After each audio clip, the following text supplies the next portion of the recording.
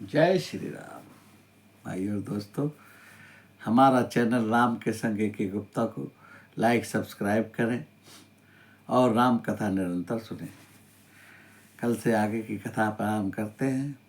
कल हमने बताया किस प्रकार भगवान राम ने बाली का वध किया और अंत समय में बाली को अपने धाम ही भेज दिया, और बाली ने किस प्रकार अंगद का हाथ प्रभु के हाथ में दिया, और फिर प्रभु ने सुग्रीव से कहा कि इसका अंतिम संस्कार करिए, आगे की वार्ता कल करेंगे। अब अगले दिन भगवान राम लक्ष्मण और हनुमान आदि जामवंत आदि के साथ लक्ष्मण जी को कहते हैं कि सुग्रीव का राज्याभिषेक कर दो जाकर, क्योंकि मेरे को तो व्रत है कि मैं किसी नगर में नहीं जा सकता, लेकिन आप लोग जाइए।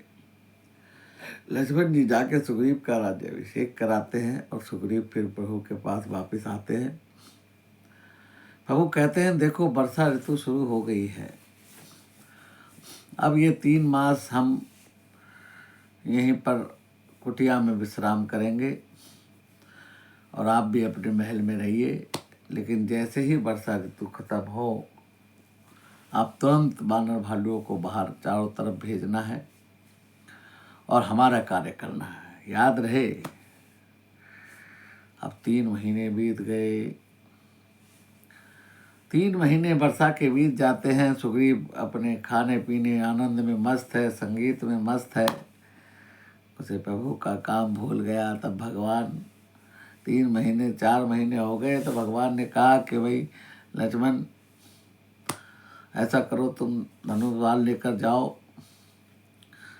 और उसको मारना मत, सिर्फ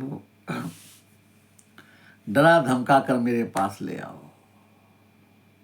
ने कहा प्रभु क्यों नहीं मारूं? ने कहा नहीं, उससे काम करवाना है भाई। अब लक्ष्मण जी बड़े क्रोध में हैं। ये बात हनुमान जी को जब पता चली, हनुमान जी ने आगे सूचना दी, सुग्रीव घबरा गए। उधर फिर तारा और वाली पुत्र अंगद ने लक्ष्मण जी को रोका और उनको सेवा पानी की। कहते हैं प्रभु बस हम सारे वानर वालियों को हमने बुला लिया है जहाँ तहाँ से, विदेशों से, और सब इकट्ठे हो रहे हैं। बस हम अभी उनको बाहर भेजने वाले हैं, आपका कार्य बहुत शीघ्र पूरा होगा। सारे वानर भालुओं को इकट्ठा करके प्रभु के पास, प्रभु को भी मीटिंग होती है और सुग्रीव जी कहते हैं कि देखो सारे वानर भालुओं के और हमारी सेना मिलाकर 4 दल बनाओ। एक दल पूरब को जाओ, रवाना कर दिया। एक दल पश्चिम को, एक दल उत्तर को और एक दल दक्षिण को जाएगा। और सभी ये सुन ले कि 1 महीने के अंदर आपने वापस आना है और कार्य करके आना है, और यदि कार्य कर नहीं आए तो सबको मृत्युदंड मिलेगा। अब वानर भालू बड़े घबराते। 3 दलों को रवाना कर दिया, पूरब पश्चिम उत्तर। अब दक्षिण वाले दल में कौन कौन है? हनुमान हैं, जामवंत हैं, अंगद हैं और बड़े बड़े नल नील हैं और बड़े योद्धा हैं। इन सबको भी रवाना कर रहे हैं। अब सबको रवाना कर दिया कि जाओ आप लोग दक्षिण में जाइए और 1 महीने के अंदर भीतर वापस आना है, तभी आप मधुवन के फल खा सकते हो, नहीं तो ये मधुवन के फल नहीं तुम्हें मिलेंगे। सुग्रीव ने एक अपने हम मधुवन के नाम से बगीचा बनाया हुआ है, जिसमें अपनी सेना के खाने पीने के लिए फल फूल की व्यवस्था रखते हैं। अब जब सारे दक्षिण दल के सारे लोग चले गए, लास्ट में केवल हनुमान जी रहे, तो हनुमान जी को राम जी ने अपने पास बुलाते हैं, क्योंकि राम जी जानते हैं कि चाहे जा तो रहे हैं बहुत सारे, लेकिन काम तो मेरे हनुमान जी ही करेंगे। तब हनुमान जी प्रभु को एक मुद्रिका देते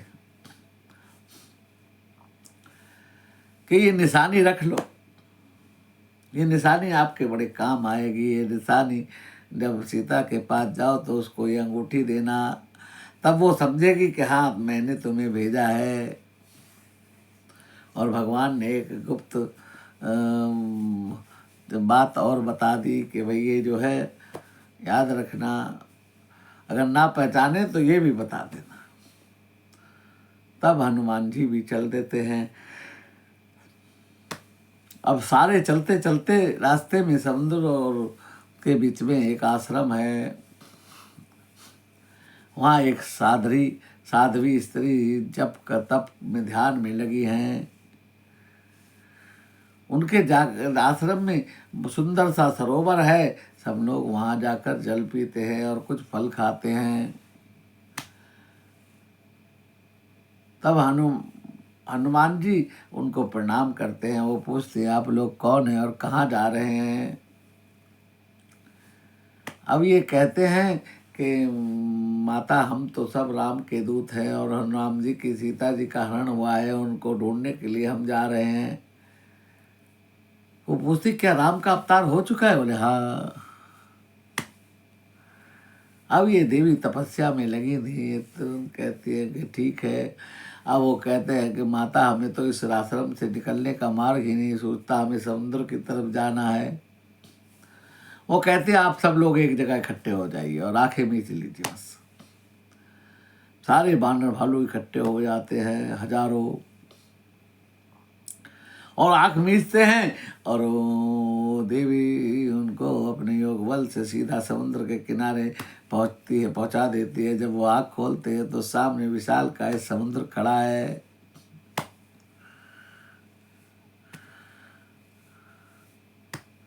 अब ये माता, इनका नाम मुझे याद नहीं आ रहा, ये सीधा राम जी के पास जाती है। ये राम जी के लिए तपस्या कर रही थी। राम जी कहते हैं भाई देखो, ये कहते हैं प्रभु मैंने आपको पाने के लिए तपस्या की है। राम जी कहते हैं तपस्या तो ठीक है, लेकिन इस अवतार में मैं एक पत्नी वाला व्रत मैंने ले रखा है और मेरी शादी हो चुकी है। तब प्रभु मुझे आप कब मिलेंगे कि भाई अब तो तुम पहाड़ों पे त्रिकूट पर्वत पे जाकर निवास करो, वहाँ तुम्हारा नाम वैष्णो देवी के नाम से विख्यात होगा। और इस प्रकार वो माता जाकर त्रिकूट पर्वत पर बस जाती है और वो आज भी वैष्णो देवी कहलाती है। तब सारे बानर भालू अपने आप को समुद्र के किनारे पर देखते हैं। तब अंगद जी कहने लगते हैं कि क्या इतना विशाल समुद्र, हम वापस लौटे तो हमारे राजा हमें मार देंगे और आगे समुद्र है कि दोनों तरफ से मरना निश्चित है। विधाता ने तो हमें मारने की व्यवस्था कर दी। इतने में संपाति नाम का एक गिद्ध वहाँ आ जाता है और वो कहता है अरे भैया आज तो इतने सारे वानर आए हैं, मेरी वर्षों की भूख मिटेगी। और वो बड़ा खुश होता है। तब जामवंती कहते हैं एक वो पक्षी राज थे और एक गिद्ध थे जटायु, जिन्होंने राम की पत्नी की रक्षा करते हुए अपने प्राण त्याग दिए। और एक ये है, ये हमें खाना चाहते हैं जबकि हम राम के दूत हैं। जब संपाति सुनते हैं कि जटायु मेरे भाई का नाम ले रहे हैं तो पूछते भाई तुम किस गिद्ध की बात करते हो? कि हम जटायु की बात करते हैं। जटायु को क्या हुआ? कि जटायु को रावण ने मार दिया और भगवान राम ने उनकी गति की है। अच्छा, तब कहते हैं संपाति कहते हैं मुझे जरा समुद्र के किनारे ले चलो। और वो दो बानर उनको उठाकर समुद्र के किनारे ले जाते हैं। वो अपने भाई को जल अर्पण करते हैं। अब वो कहते हैं तुम कौन हो? कि मैं राम के दूत हैं। तब उन्हें याद आता है कि ऋषि ने उन्हें कहा था कि जब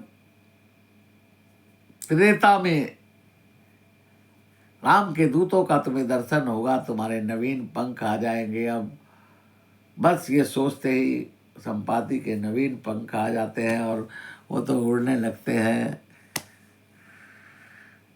जामवंती कहते देखो तुम्हारा काम हो गया, अब कुछ हमारी सहायता करो।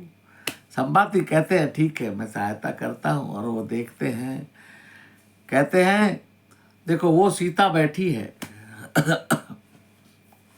सीता बैठी। वानर भालू कहते हैं हमें तो समुद्र दिखाई दे रहा है, हमें सीता कहाँ दिखाई दे रही है, हमें नहीं दिखाई दे रही। जब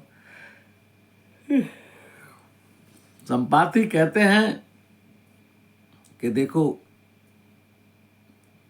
मैं देखे हूं तुम नाई, गिद्ध दृष्टि अपार, कि गिद्धों की दृष्टि अपार दूर तक देख सकती है, तुम नहीं देख सकते। समुद्र के उस पार लंका है, और वहां पर एक पर्वत के ऊपर एक वृक्ष के नीचे सीता जी बैठी हुई हैं, चारों तरफ उनके राक्षसनियां पहरा दे रही हैं, मैं देख सकता हूं तुम नहीं देख सकते। अब सारे वानर खुश हो जाते हैं कि भाई सीता जी का पता मिल गया। ने कहा भाई कुछ और सहायता करो, कि बस इसके आगे मैं सहायता नहीं कर सकता क्योंकि मैं बूढ़ा हो चुका हूं, परंतु मैं ये बता सकता हूं कि तुम सब में से ये काम कौन करेगा, कि बताओ बताओ जल्दी बताओ। जो इस समुद्र को एक ही छलांग में लांग जाएगा वही तुम्हारा काम करेगा। अब सब शांत, कि इतना बड़ा समुद्र कौन लांगेगा, 1200 योजन का समुद्र, 1200 मील का, 100 योजन। भाइयों सारे बानर भालू शांत होकर बैठ जाते हैं, और आज की कथा को यही विराम देते हैं। आगे की कथा कल करेंगे। भगवान राम सबका मंगल करे। जय श्री राम।